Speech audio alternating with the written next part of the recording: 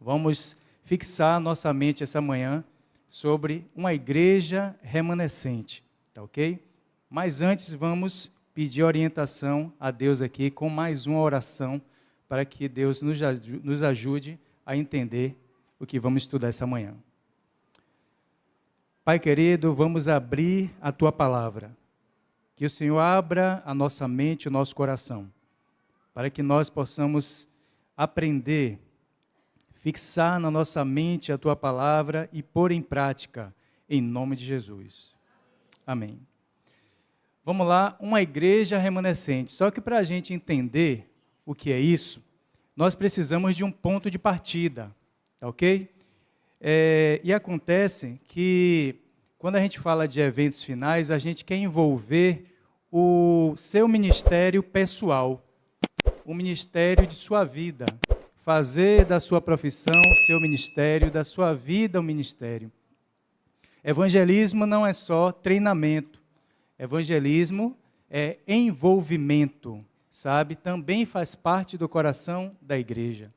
E evangelismo não é só o conteúdo que nós aprendemos, mas é o envolvimento, realmente, na prática, sair da zona da reflexão, do aprendizado, do discipulado, da zona da reflexão e partir para a zona da ação. Deus, ao longo da história desse mundo, tem levantado um povo, uma igreja, em várias etapas, com uma mensagem especial. E para esses finais dos tempos, a irmã Ellen White, a mensageira, profetiza, no livro Eventos Finais, ela não fala diferente. Ela continua repetindo que Deus se levantou para o nosso tempo, uma igreja remanescente. Então vamos dar um ponto de partida aqui. Acontece que lá em Daniel, Deus ele fala para Daniel, Daniel, sela a profecia até o tempo do fim.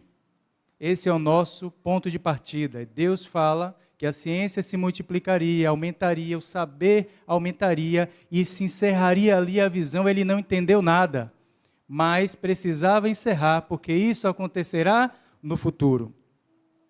Quando então Evan Newton iniciou o tempo do fim?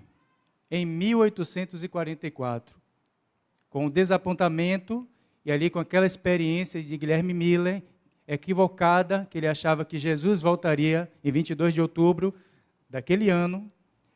A igreja estudou, reestudou e descobriu que era Jesus saindo do lugar santo do templo celestial para o lugar santíssimo, onde abririam-se os livros e começaria o juízo investigativo.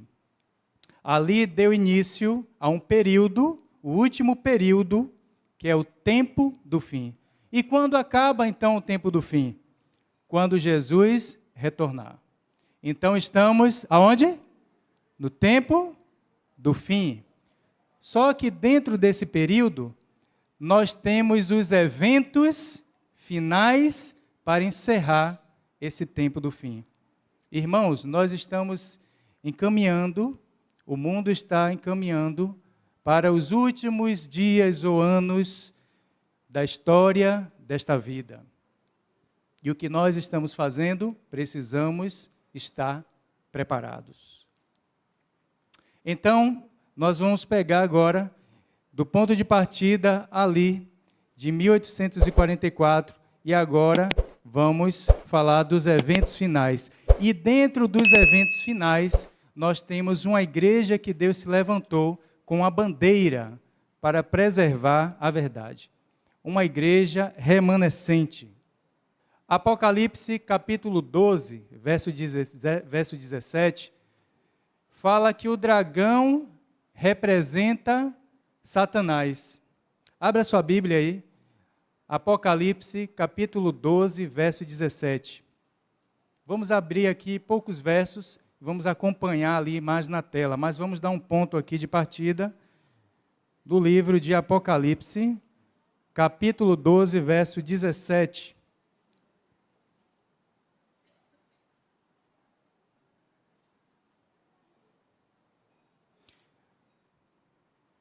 Todos acharam? Diz o seguinte: irou-se o dragão contra a mulher e foi pelejar com os restantes da sua descendência, os que guardam os mandamentos de Deus e têm o testemunho de Jesus. E se pôs em pé sobre a areia do mar.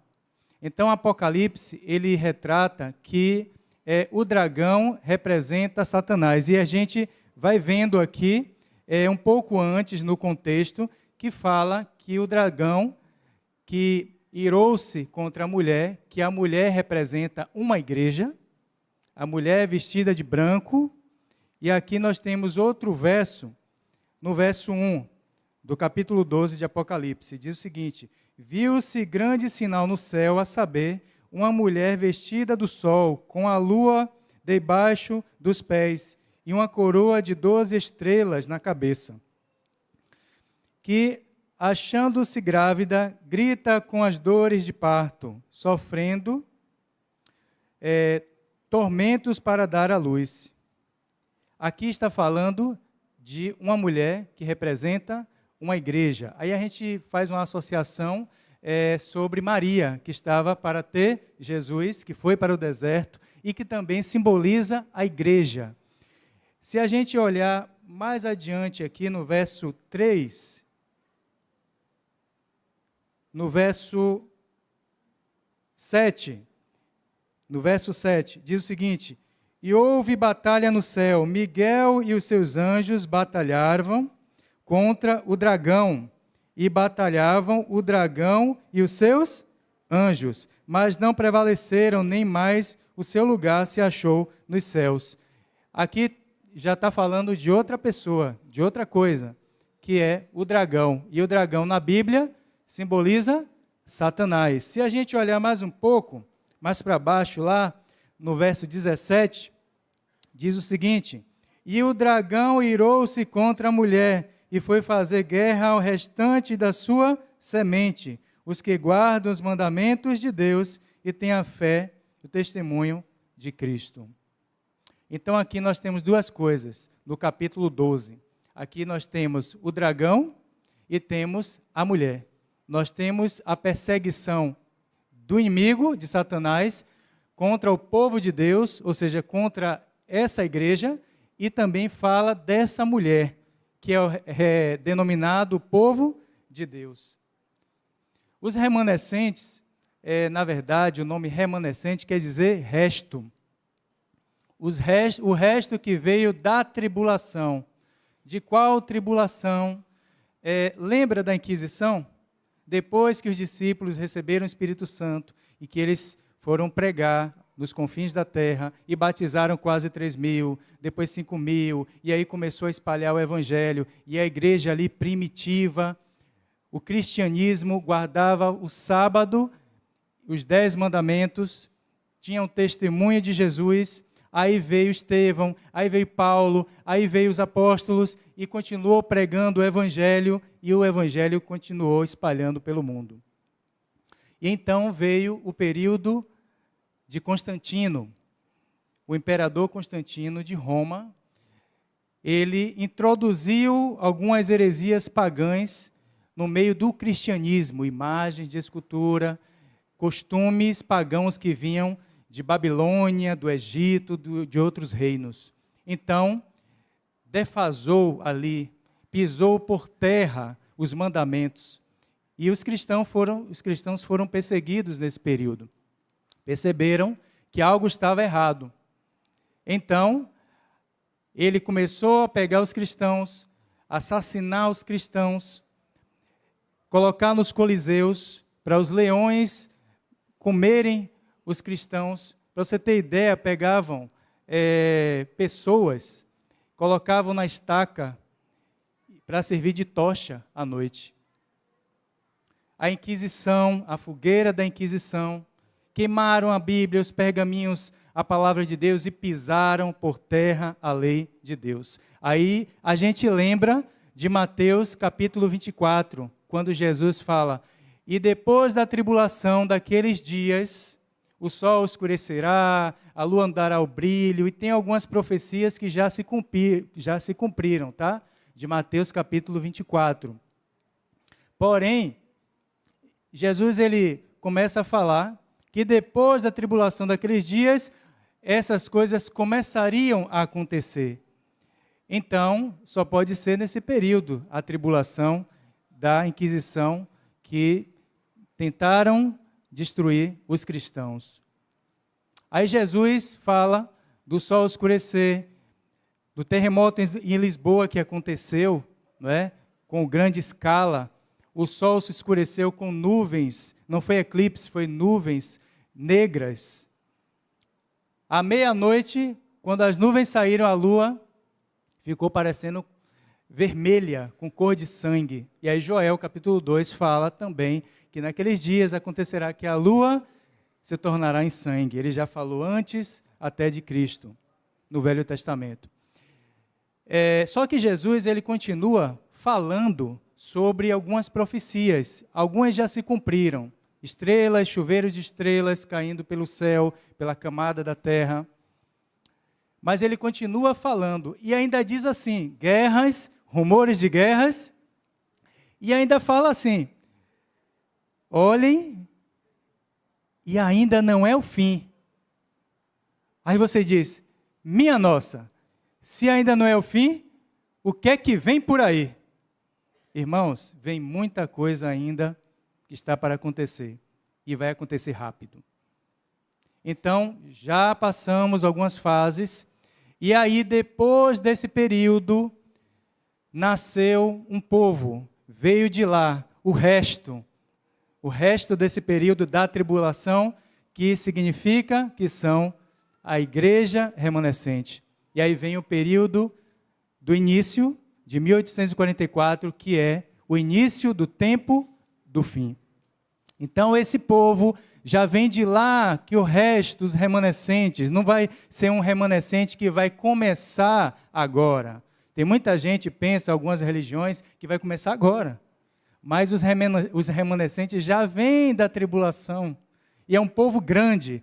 Vai acontecer que milhares de pessoas de outros lugares, de outros apriscos, entrarão e se juntarão com os remanescentes. É isso que vai acontecer. Então vamos lá para a gente entender um pouco mais. O termo remanescente se refere ao povo de Deus na igreja no tempo do fim, que permanece fiel a Deus e a sua palavra, que é a verdade. Esse povo vem de lá de trás, e quando a gente chega em Apocalipse, capítulo 14, viu o anjo voando pelo meio do céu, esse povo já vem desde lá com a mensagem. As 3 mensagens angélicas não é nova, já começou lá. Caiu a Babilônia lá naquele período, que foi ferida. Aí já começou a anunciar. Adore a Deus, aí começou a anunciar. Quando chega no capítulo 18, essa igreja remanescente, que é do nosso tempo agora, vai gritar com mais força, fazendo uma repetição das 3 mensagens angélicas, que está no capítulo lá 14. Adore a Deus e dele glória. Só que ela ainda fala um pouco mais. Sai dela, povo meu. É uma repetição. Vamos se dizer que a igreja estava um pouco tímida na época e agora precisa falar com mais força. Essa verdade especial que vai ser pregada, que precisa ser lembrada ao mundo. Em cada época, Deus tem confiado ao seu povo uma verdade especial, em cada época, e conosco não é diferente. Uma verdade que se opõe diretamente aos desejos e propósitos do coração humano, ou seja, as leis. Vocês sabiam que durante esse período, leis da Constituição vão ser mudadas?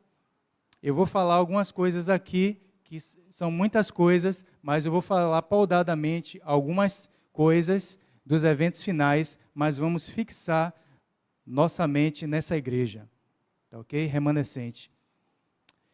Nós temos uma agenda 2030 da ONU. E essa agenda é que em 10 anos aconteçam algumas coisas, algumas mudanças.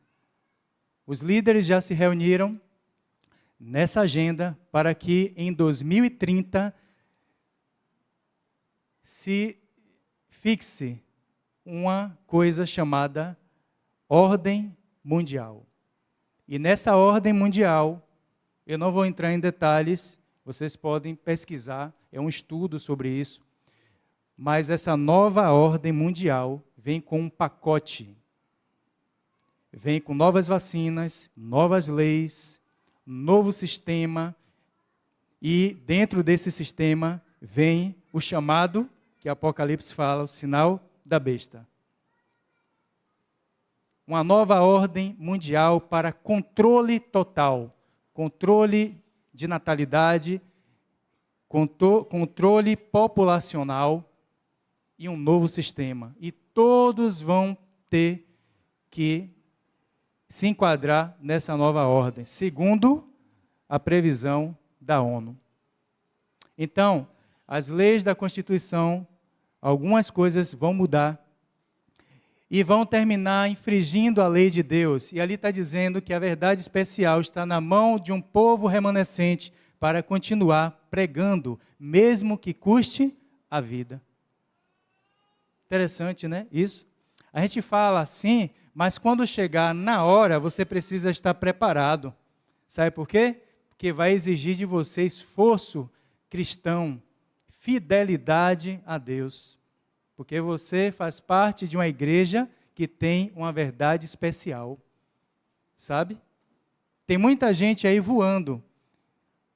Tem muita gente aí achando superficialmente as coisas. Mas essa verdade especial tem que ser mantida. E aqui, em Apocalipse, capítulo 2, diz que tem algumas características dessa igreja remanescente.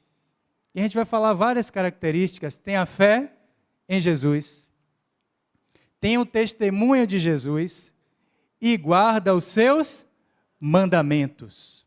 Aí alguém vem e diz assim, a minha igreja tem a fé em Jesus. Aí, opa, que bacana, a sua igreja tem a fé em Jesus, seu grupo, a sua comunidade tem? Tem.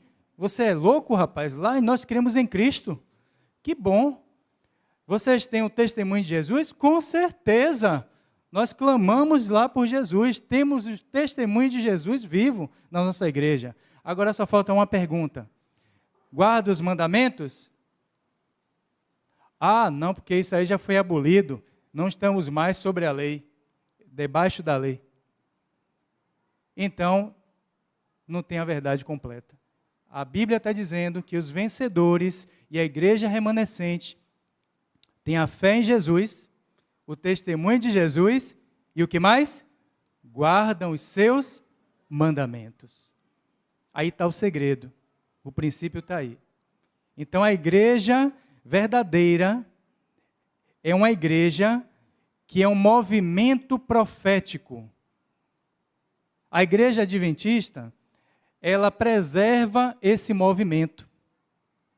Mas nos últimos dias se juntará pessoas de outras denominações que já estão estudando, pessoas de outras igrejas, religiões, países, pessoas que nunca se batizaram, nem foram de igreja nenhuma, pessoas que são ateus, que não acreditam em Deus nem no diabo, vão se converter por causa da preservação da palavra de Deus. E quando elas verem se cumprindo essa verdade, elas entrarão e se juntarão com os remanescentes, ovelhas que não são desse aprisco ainda.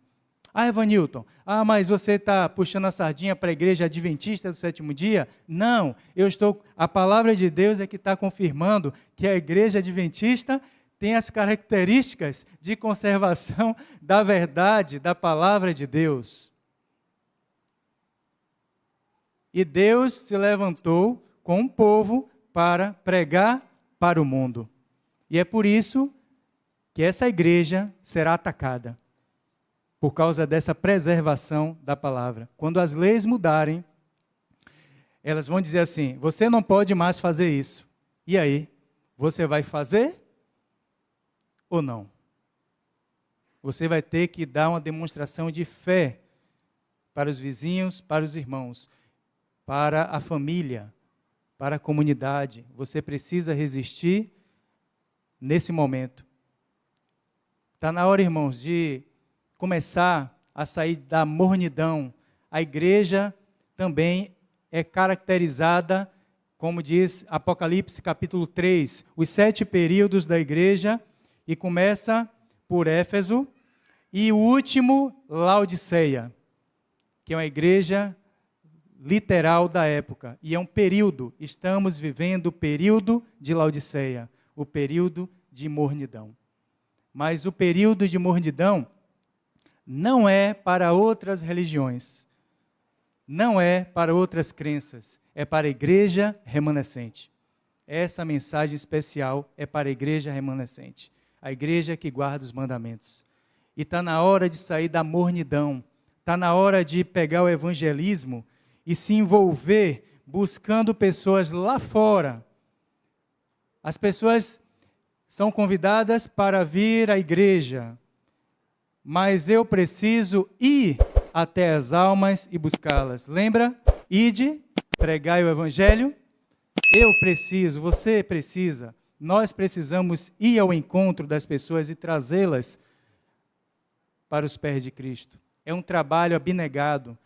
Precisa sair da mornidão.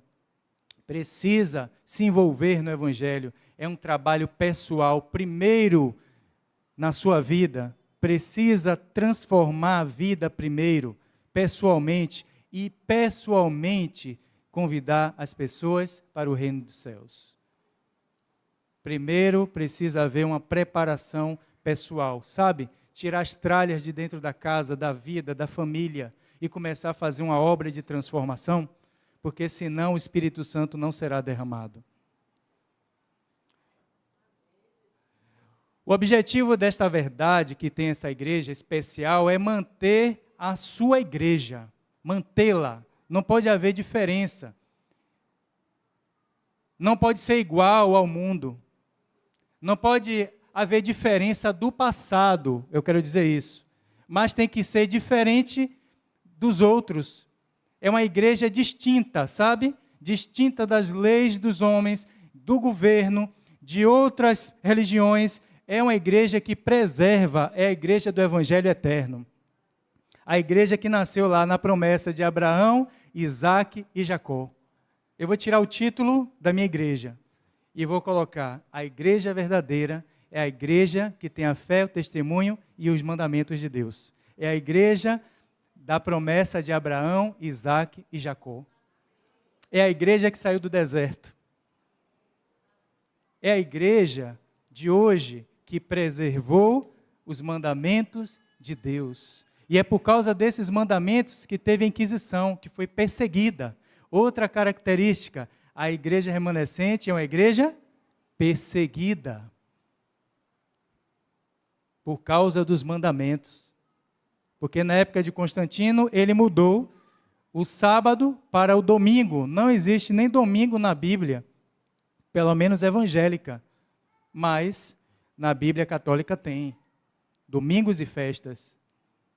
Sabe que aos poucos os homens vão tentando mudar as leis e os costumes, mas essa igreja permanece com os mesmos mandamentos, mesmo que custe a vida.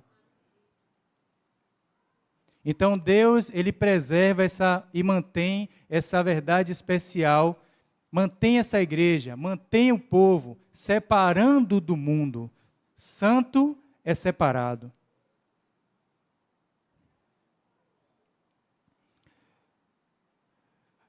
Quando a gente está em conformidade com as coisas, com outros caminhos, a tendência é não dar certo. Os caminhos dos homens não se ligam com o caminho de Deus.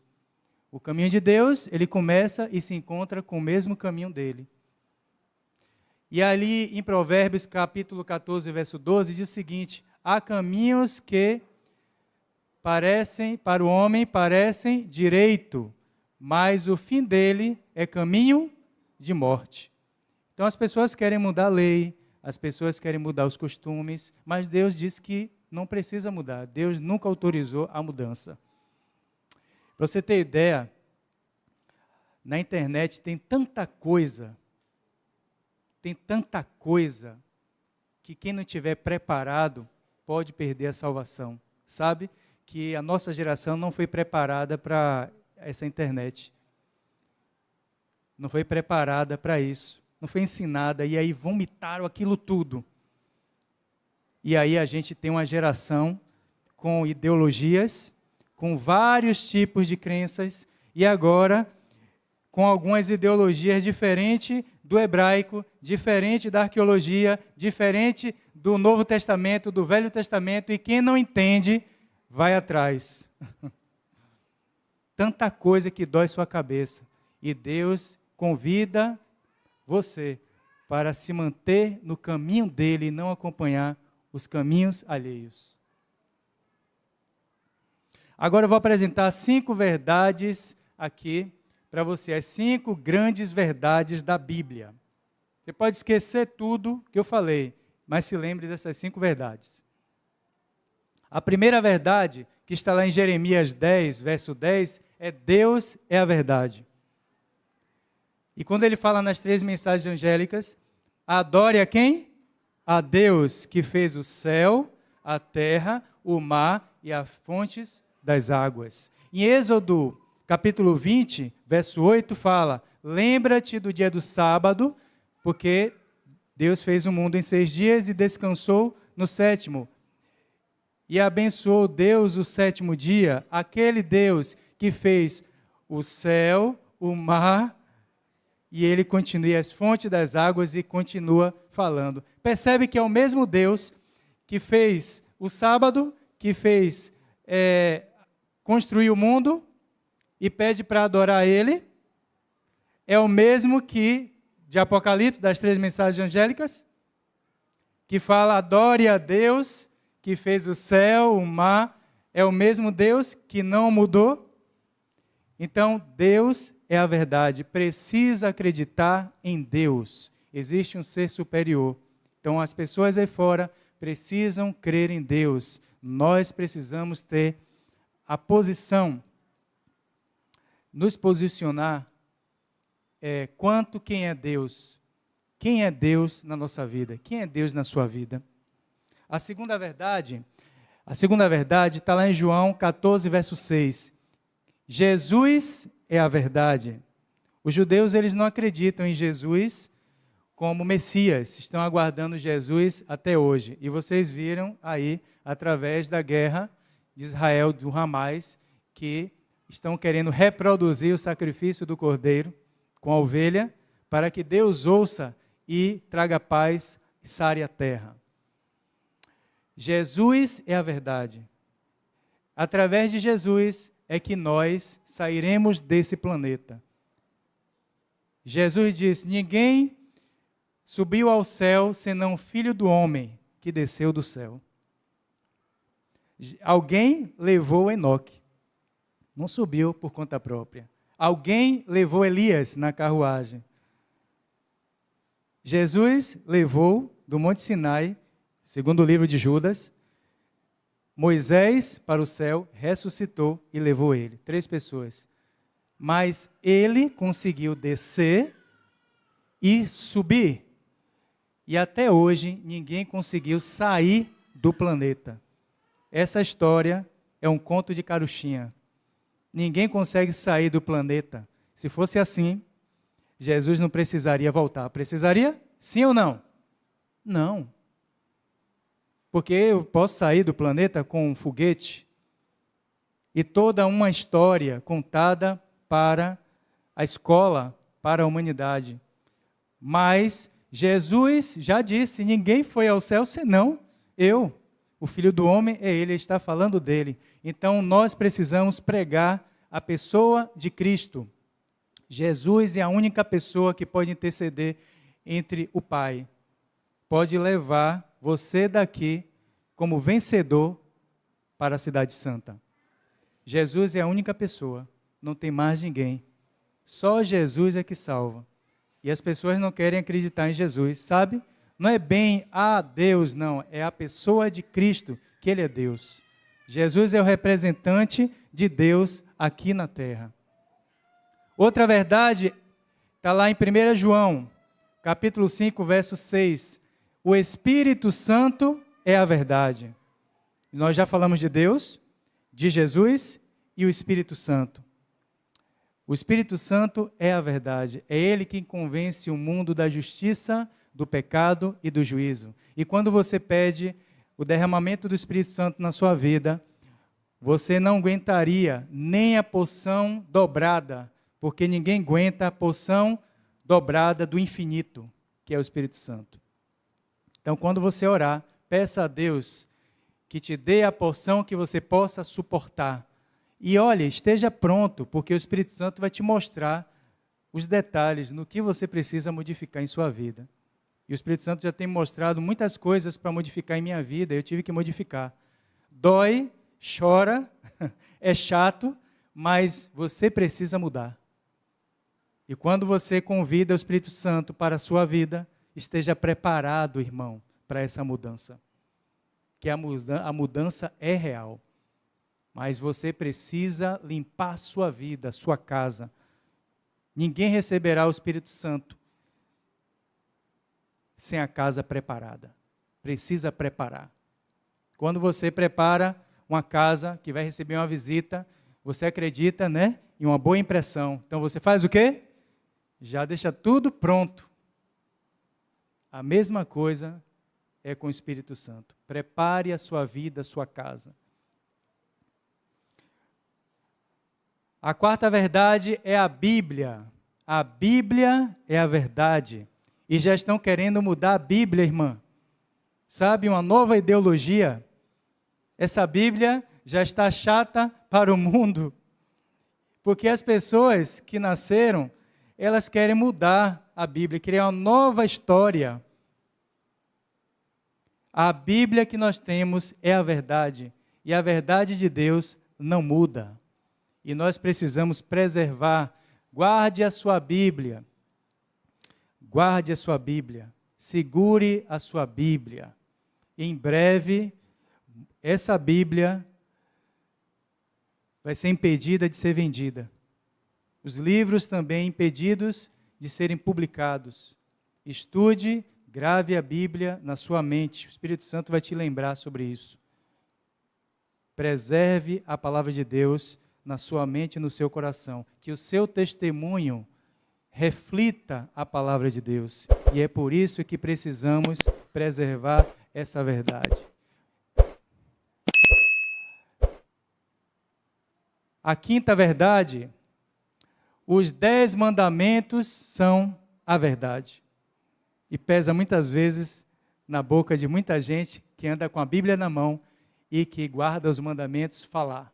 Sabe por quê? Porque soa chato. Os 10 mandamentos, inclusive o sinal de Deus, que é o quarto mandamento, o sábado, é o sinal mesmo. É a diferença distinta do mundo, de outras pessoas, de outras crenças. Os 10 mandamentos. Vocês sabiam que nos Estados Unidos, lá na América do Norte, esse ano eu olhei um artigo que algumas religiões lá, algumas igrejas e alguns pastores de algumas religiões, eles querem que guarde os 10 mandamentos, sabe? E aí eu li um pouco mais a notícia, olha, opa, tem coisa aqui. Os 10 mandamentos, precisa estampar nos fóruns, nos tribunais, nas escolas, os 10 mandamentos para que Deus salve a nação. É assim que está o artigo. E alguns pastores políticos de religiões, como aqui no Brasil, que tem, lá eles querem fazer isso. Interessante, né?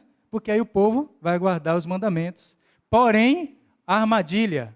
Mas o quarto mandamento queremos o domingo. Já está acontecendo na Flórida, na América do Norte, lá na Alemanha, em alguns lugares. Mas a palavra de Deus diz que os mandamentos são os 10 completos, inclusive o dia de adoração, que é o sábado, não pode ser mudado. E nesse momento, é que essa igreja vai bater de frente com a maioria, com as mudanças das leis. Essas 5 verdades.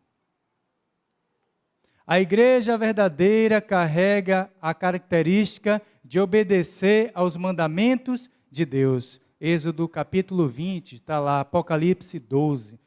Os que têm a fé, testemunham e guardam seus mandamentos. Em Apocalipse 12, apresenta a igreja de Deus remanescente. E o 17 representa a igreja que não é de Deus.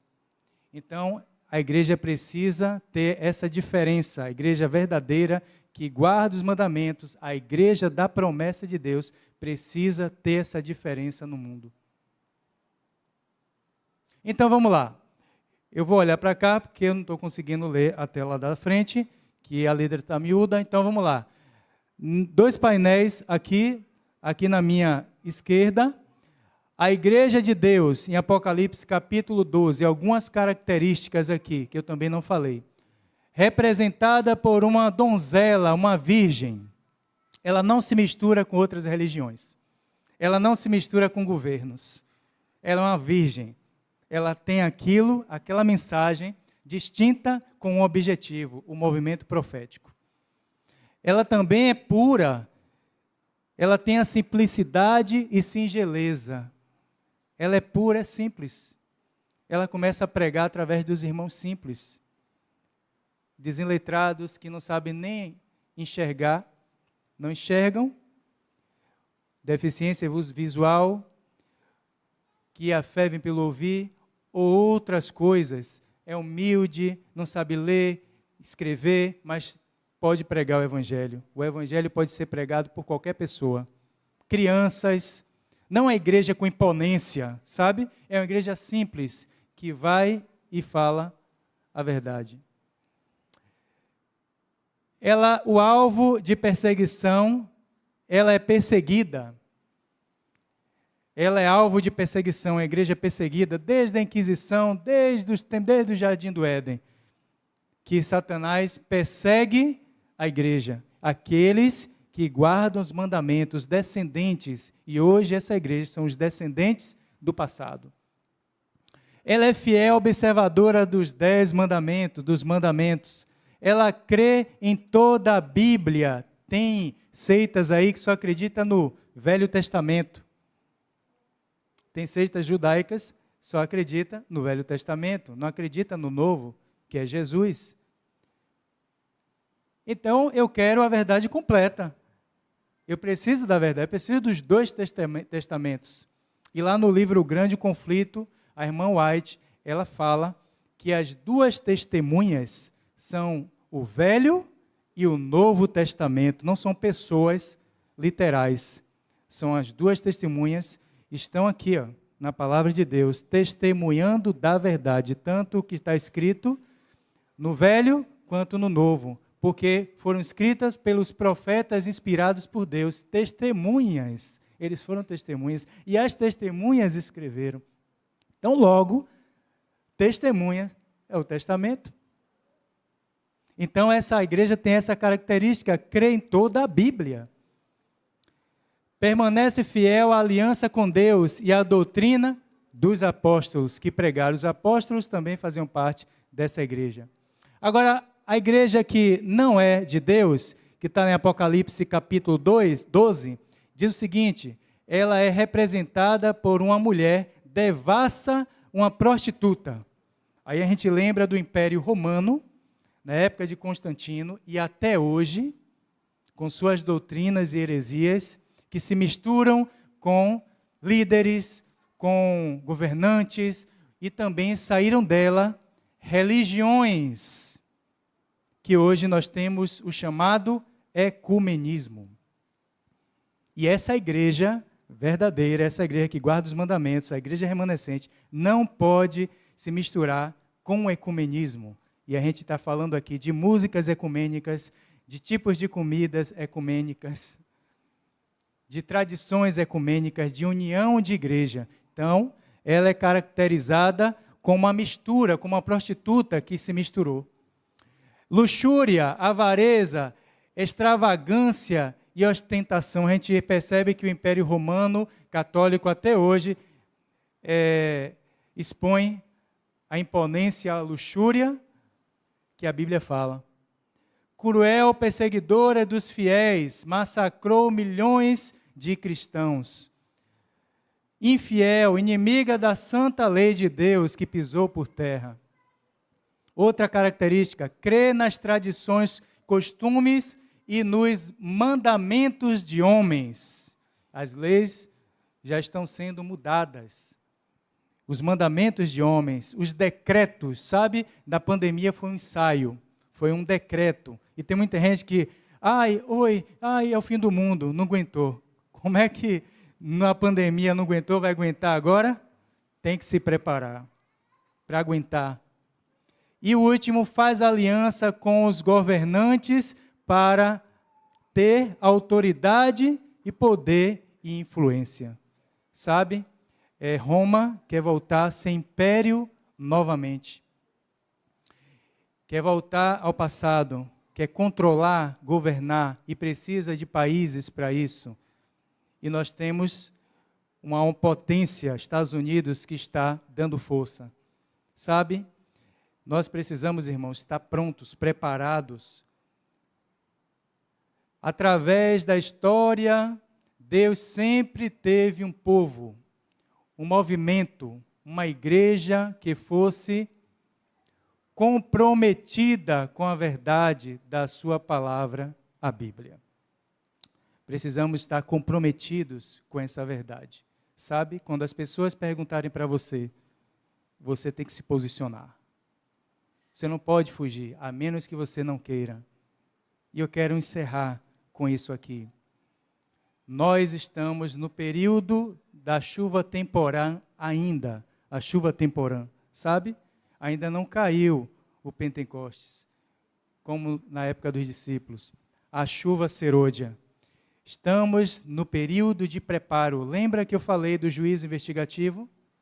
Deus está julgando a humanidade agora, até a porta da graça se fechar. E esse é um momento de renovação, de preparo. É o momento que nós temos para renovar a nossa vida. Mas Deus faz um convite especial para você. Primeiro, renove a sua vida para pregar o Evangelho, pregar a verdade. E o momento que nós estamos vivendo do juízo investigativo, está acontecendo várias coisas. Estamos nos preparando na chuva temporã. E daqui ainda vai acontecer algumas coisas. Não acabou, não. Ainda nós temos as pragas que vão acontecer, as chagas. Nós ainda temos uma nova ordem mundial, e dentro dessa nova ordem mundial tem um decreto, como na época de Constantino, guardar um dia e vem um sistema. E essas guerras precisam acontecer para que se cumpra o tempo da iniquidade.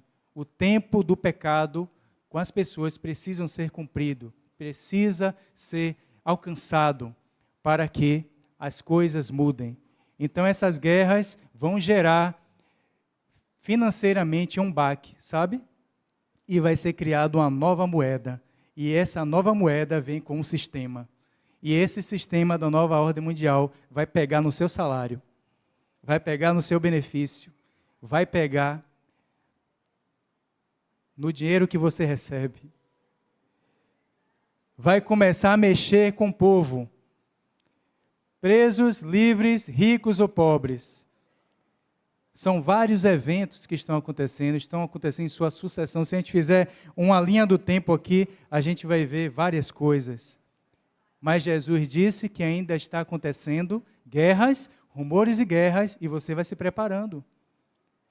Pestes, fomes, pai contra filho, filho contra pai, assassinatos, feminicídio, coisa cabeluda de outro mundo. Estamos vivenciando os últimos anos da história desta vida, irmãos. E não é brincadeira. E nós precisamos estar prontos. Ninguém espere a descida serôdia do Espírito Santo, da chuva serôdia, para se preparar. Não se preocupe com a descida do Espírito Santo, porque querendo ou não, ele vai descer. Acreditando ou não, ele vai descer. Você estando preparado ou não, ele vai ser derramado. Devemos nos preocupar com a preparação, com a chuva temporã, nos envolver, nos preparar. Isso envolve caráter, mudança de caráter, de vida, de maneira de ser. O Espírito Santo só vai ser derramado na vida da pessoa que estiver pronta, preparada. E ele não vai ser derramado para ainda se preparar. Que Deus possa te ajudar e te abençoar, para que nesses últimos eventos finais da história dessa vida, você não só esteja pronto, mas possa levar pessoas para o reino dos céus. Que essa seja uma realidade na vida da sua igreja, aqui nessa igreja, na sua vida, na vida do seu pequeno grupo, na vida da sua família. Vamos ouvir agora um louvor e eu vou fazer um convite. No momento que você estiver ouvindo o louvor, eu vou convidar você, se você tem um desejo, fazendo parte desse movimento profético, dessa igreja remanescente, fique em pé no momento do louvor. Se você quer dar uma demonstração de sua fé, dizendo, Senhor, eu vou me levantar porque eu quero continuar seguindo. Que você se levante para que no final possamos orar juntos. Eu vou estar aqui orando por você.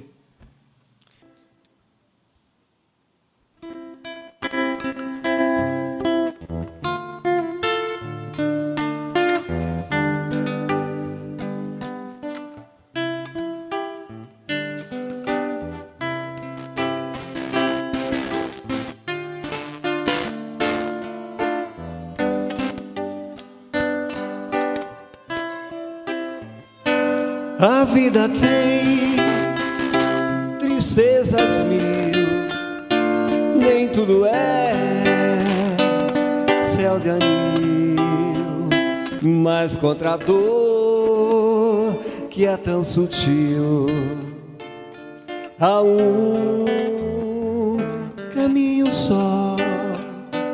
Confie em Deus que Ele sempre te ouvirá. Confia em Deus que Ele nunca falhará.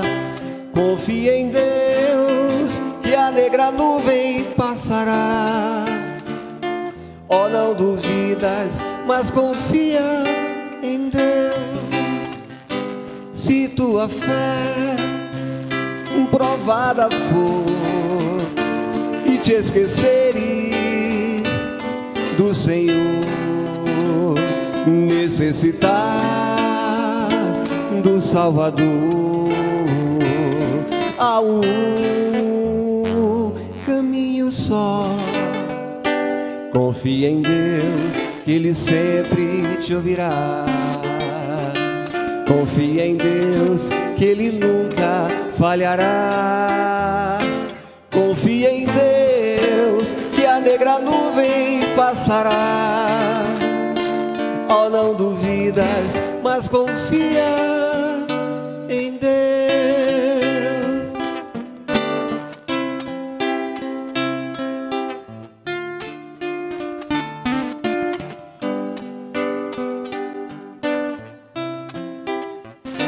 Se tua fé provada for e te esqueceres do Senhor, necessitar do Salvador, há um caminho só. Cante. Confia em Deus que Ele sempre... Que lindo.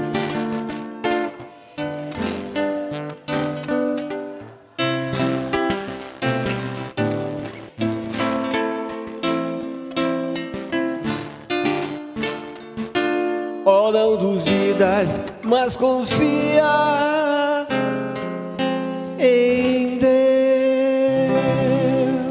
Devemos confiar nesses últimos momentos, nessa vida, em Deus. E outro detalhe, o Espírito Santo vai ser derramado de maneira coletiva, sabe? Como foi no Pentecostes, e não em 1 ou 2 ou 3 pessoas.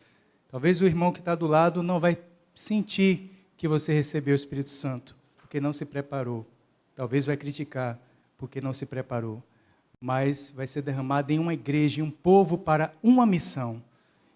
Ele já está chegando para ser derramado, mas a chuva serôdia é coletiva, é um grande movimento em que Apocalipse 18 diz, e se repete, as 3 mensagens angélicas, sai dela, povo meu, quando sai o decreto.